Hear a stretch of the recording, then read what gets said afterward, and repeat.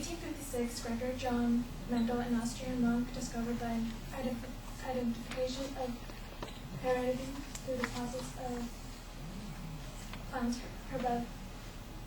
hybridization, or the pea experiment.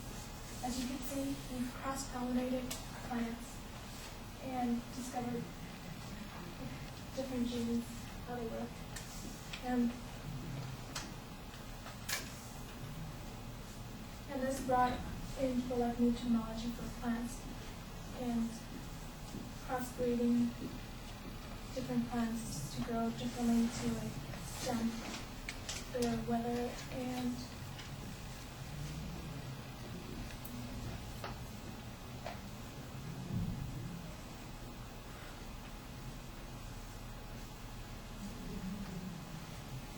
this experiment laid off the groundwork for the birth of modern agriculture in the 1920s. And it brought up different ways to plant plants and do different things.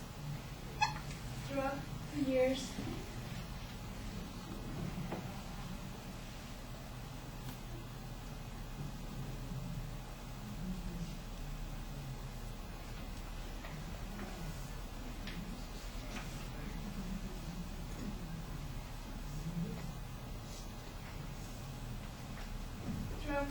and right now we have genetically modified food, which looks the same as regular food, but it's made in laboratories, and it's usually injected with food with different types of stuff.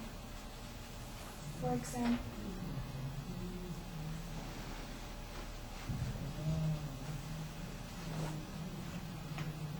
genetically modified food are organisms in which genetical material, such as DNA, has been altered in a way that doesn't occur naturally. It appeared in the shelves of the market in 1994, and its main purpose was to produce food that would last on shelves and increase the nutritional value, resist pests and herbicides, and to grow in different types of weather.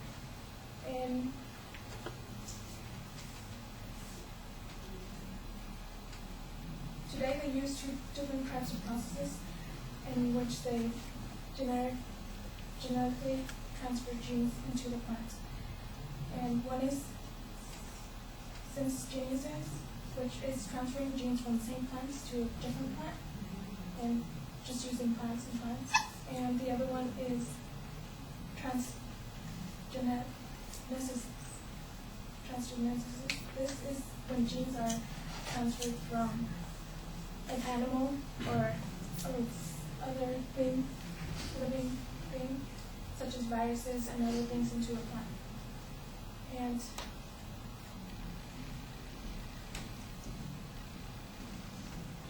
today in the U.S., 80% of corn and 90% of cotton comes from genetically engineered plants. And as you can see, there are different plants such as corn, cotton, and soybeans that are mostly genetically engineered in the United States. And most of them are injected with Bacillus thoracis, and that is a poison that kills insects and plants, and then helps the fruit or vegetable produce its own toxin. So it basically kills insects, but it's harmless to humans.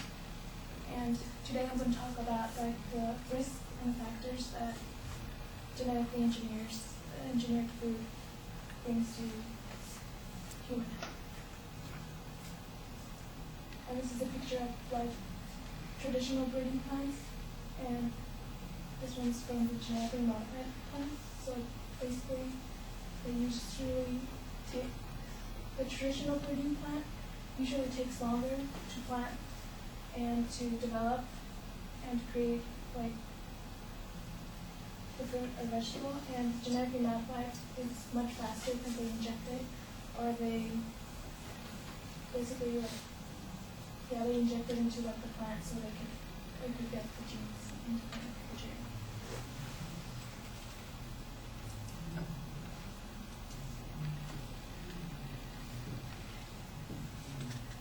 ways genetically modified food could improve the health of many is by just having it on the market, because many people are poor and can't afford to buy any food, and genetically modified food would actually help the production of food and give poor people the opportunity to have food. Like different countries such as Africa or different places could grow plants that usually don't grow in deserted areas or anything, grow plants in different places. And also, like genetically modified food, they could also inject vitamins and different types of minerals to produce a plant that is rich in vitamins and minerals and help the nutritional value of the plant.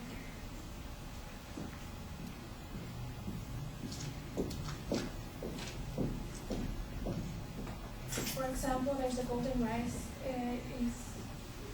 It's a rice rich in beta-choline, which is the vitamin A that helps prevent blindness, and it would have people that are deficient in vitamin A to get the vitamin A they need from just eating that rice.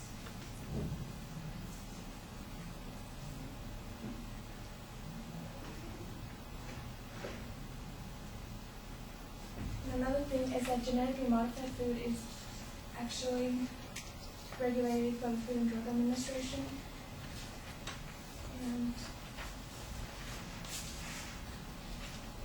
the United States Department of Agriculture and Environmental Protection Agency. And in studies released in 2000, a committee of the National Academy of Science concluded that the committee is not aware of any evidence that food on the market are unsafe to eat as a result of genetically modification. However, there are many who argue the opposite, that they do contain risk factors for this new technology. And food, there have been studies done where like the new food could actually make people be allergic or allergic to it, start new allergy problems for people since it's fairly new and the body system does not know how to like reject new stuff most of the time. And there was one study made of rats published in the journal Food and Chemical Toxicity that looked at reverse health effects in rats fed NK603 corn, and developed by a biocompany Monsanto to resist the herbicide Galispa, and approved for animals and human consumption in the European Union, United States, and other countries. In this study, the rats that we used developed high levels of cancer and tumors and died earlier than the ones that were fed regular food. So this means that it could possibly have a harmful effect on the humans. It could maybe develop cancerous tumors in us. But this study wasn't fully made completely here, so they're still looking in the consequences of the food. In conclusion, like, genetically modified food is a good technology that could bring like food and nutritional value to our food, but it could also be harmful because it's fairly new and we don't know the cost of effects in the long term.